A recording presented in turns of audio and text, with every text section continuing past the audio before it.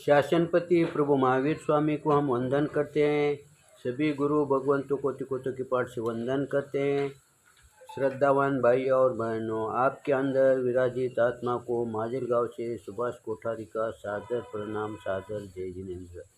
अंतगढ़ सूत्र पर ये मेरा 79वां वीडियो है।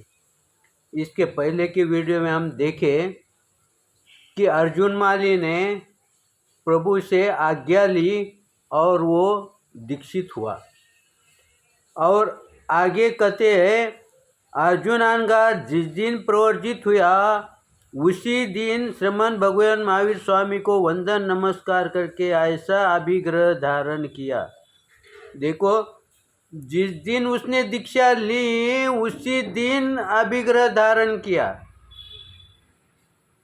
यानी दीक्षा लिए ना, तो हम दीक्षा काय के लिए लेते हैं इसका अनुमान या इसकी जानकारी दीक्षा लेने वाले को होना चाहिए। अगर समझो उसके अंतःकरण से बात उठती है। अब यहाँ पर अर्जुन माली जानता है कि मैंने दीक्षा ली काय के लिए, मेरे को मोक्ष जाने के लिए, प्रभु की कृपा पाने के लिए, तो फिर मैं इधर उधर समय क्यों बर्बाद क्यों करूं। इसलिए उसने उसी दिन ही दीक्षा धारण की, उसी दिन ही उसने अभिग्रह धारण किया। अभिग्रह क्यों धारण किया? क्योंकि जब तक तुम नियम नहीं लोगे, जब तक तुम्हारी लाइन सीधी नहीं रहेगी ना, तब तक तुम्हारी साधना सही नहीं होगी। तुम्हारे को पहले साधना करने के पहले तुम्हारे को लाइन, तुम्हारी दिशा, तुम्हारा ध्येय निश्चित करना होगा। इसलिए अर्जुन माली ने जान लिया, अब मेरे को ये दिशा निश्चित है, अब इसके लिए मेरे को क्या करना चाहिए। शास्त्र पढ़ने के लिए मेरे को उसका ज्ञान भी आना चाहिए, उसको समय भी लगेगा। शास्त्र 1, 2, 4 दिन में होने वाली बात नहीं है, उसका अध्ययन कई वर्षों तक चालू रहता है। लेकिन अभिग्रह करने के लिए कितना समय लगता है, कितने दिन लगते हैं? तो जिसको समय नहीं लगता वो छोटी छोटी बातें मैं पहले कर लूँ, क्योंकि छोटी छोटी बातों से ही बड़ा काम करने में आसानी होती है। इसलिए उसने अभिग्रह धारण किया। अभिग्रह धारण किया यानी उसने वो पहचान लिए। कौन से पहचान लिए उसने? कि मैं जीवन पर्यंत बेले बेले किया तप करूंगा। अब उसने 1 वर्ष के लिए, 2 वर्ष के लिए बोला है क्या? नहीं बोला। क्यों नहीं बोला? क्योंकि उसका ध्येय है कि अब मेरे को वापिस संसार में जाने का नहीं है, अब मेरे को पूर्ण जीवन पर्यंत ही ये क्रिया निभाने की है। इसलिए वो कहता है कि मेरे को पूरे जीवन पर्यंत बेले बेले की तप की मेरे को अभिग्रह है, मेरे को पहचान दो। अब उन्होंने तपस्या की पहचान क्यों लिए? क्योंकि अगर तुम्हारे को साधना करने की है, तुम्हारे को अध्ययन करना है, तुम्हारे को शास्त्र पढ़ने का है, तो उसके पहले तुम्हारे को तप जरूरी है। तप जरूरी है, इसका मतलब हम मास कमन करें, 15 करें, 25 करें, ये तप का नहीं है। तप कैसा होना? मेरा शरीर साथ देना, शरीर साथ देने के लिए। क्योंकि तुमने अधिक तपस्या अगर की तो तुम्हारा अध्ययन में मन नहीं लगेगा, तुम्हारा पूरा शरीर की तरफ मन लगेगा। लेकिन शरीर को स्वस्थ रखने के लिए मेरे को कितनी तप करना जरूरी है?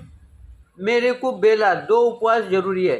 मान लो किसी की प्रकृति और भी कमजोर होंगी तो उसने क्या 1 दिन का उपवास करना, उससे भी कम होंगी तो उन्होंने कहना कि मेरे को 3 घंटे के पचकान है। इस तरह से तुम पचकान लेके अगर कोई शास्त्र हाथ में लेते हैं, उस समय तुम्हारा मन भटकेगा नहीं। क्यों नहीं भटकेगा? क्योंकि मन को ये हमने कह दिया है कि अब मेरे को 3 घंटे कुछ लेने का नहीं है, मेरे को कुछ काम करने का नहीं है, मेरे को कुछ आहार लेने का नहीं है, तब तक वो 3 घंटे तक उसकी साधना सही दिशा में चलेंगी, उसका अध्ययन में मन लगेगा। जैसे ही 3 घंटे हो गए उसके बाद मन विचलित होगा, क्योंकि उसने संकल्प कितने घंटे का लिया है, 3 घंटे का लिया है। वैसा ही अर्जुन माली ने बेले बेले का तप, यानी मेरे को उतना तप ठीक है, मेरे को उससे अधिक तप करने की जरूरत नहीं है, क्योंकि मेरा जो कर्म बंध है, मेरे कर्म बंध इसी नगरी से जुड़े हुए है। अगर मैंने मास कमान की तपस्या करूँ तो मेरे को नगरी में जाने की जरूरत ही नहीं ना। और जब तक मैं नगरी में नहीं जाऊंगा तब तक मेरे कर्म नष्ट नहीं होंगे। ये ज्ञान अर्जुन माली के पास कहाँ से आया? शायद अर्जुन माली को प्रभु ने उन्हें समझाया होगा कि तेरे को अब इसी नगरी से जो कर्म बंधे हैं, तेरे को इसी नगरी से तोड़ना होगा।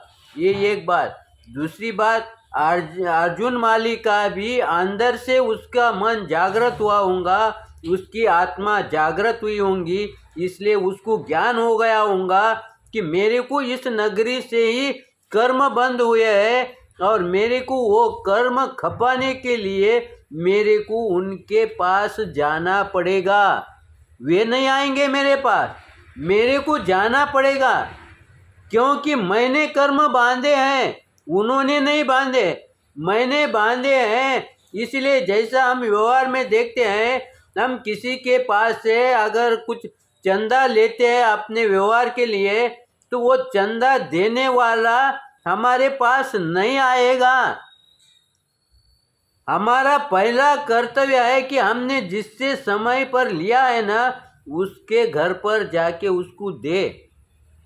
इसीलिए अर्जुन माली ने सोचा कि कर्म बंद मैंने किया है, मेरे को ही उनके पास जाना पड़ेगा, और जब तक मैं उनके पास नहीं जाऊंगा तब तक मेरे कर्म नष्ट नहीं होंगे, और जब तक कर्म नष्ट नहीं होंगे तब तक मेरी सही ढंग से साधना नहीं होंगी, और सही ढंग से मैं आगे नहीं बढ़ूंगा।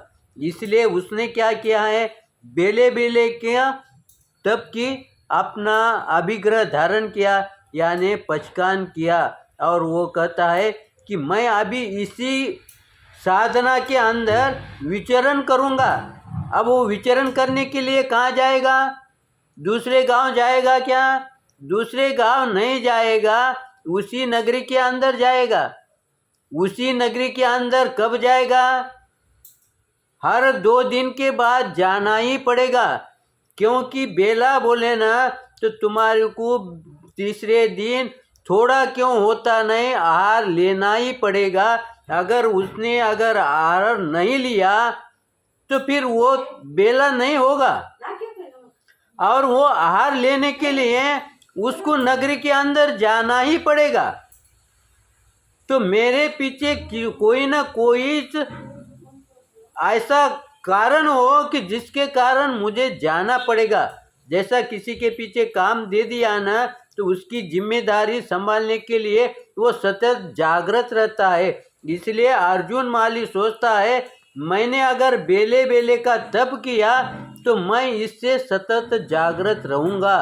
इसलिए वो बेले के पारने के लिए नगरी में जाना ही पड़ेगा।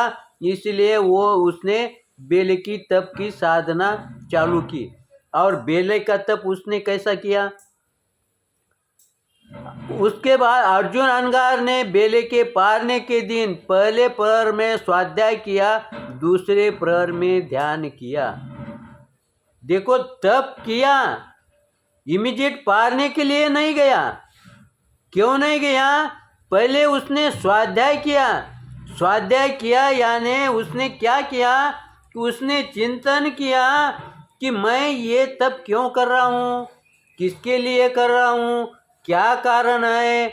और ये कारण करते करते वो कारण ढूंढने के लिए शास्त्र देखना ही पड़ता है, शास्त्र में क्या कहा है। इसलिए जब तक तुम चिंतन मनन नहीं करोगे ना, तब तक तुम्हारी को सही दिशा समझ में नहीं आएगी।